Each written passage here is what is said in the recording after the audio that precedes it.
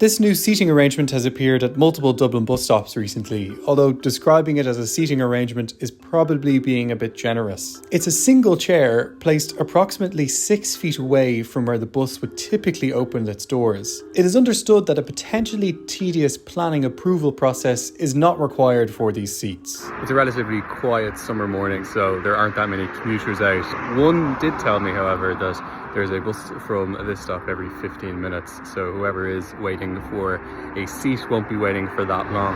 He did say, however, that there's quite a lot of people at this bus stop during the school term, so it'll be interesting to see how busy this really gets and how many people would like a seat. One councillor has questioned why the National Transport Authority opted for a single rigid seat over a bench. He said it represented hostile public infrastructure. The NTA told us that the number of seats placed at the stop is dependent on the size of the footpath. What do you think? Would you sit in this chair?